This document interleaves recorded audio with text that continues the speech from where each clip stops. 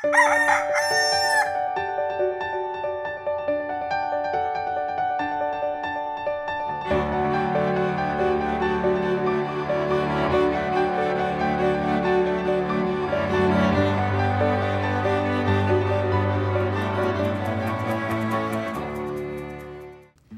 umaga po mga kapamilya. Ako po si Bro Arnold. Saluhan niyo po muna ako tayo magkapet, pandasal.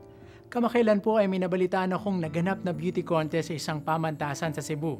At ang isa sa mga tanong daw po sa mga contestants ay kung ano raw ang nagpapaganda sa isang babae. Ang akala kong isasagot sa tanong na ito ay ang kanyang pananamit, o di kaya ang hugis ng kanyang katawan, o di kaya ang kanyang talino.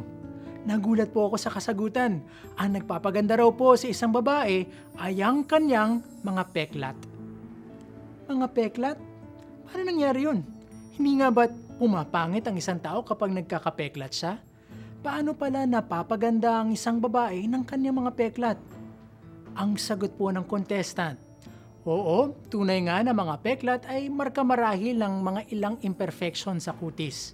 Subalit, sa likod daw po ng mga peklat na ito ay ang kwento ng katapangan, kagitingan at katibayan ng loob na harapin ang anumang hamon sa buhay. Sa ganoong paraan mga kapamilya, ang mga peklat na ito ay marka rin ng tunay na kagandahan. Kagandaang hindi lamang skin deep, kundi nagmumula sa ating kaibuturan.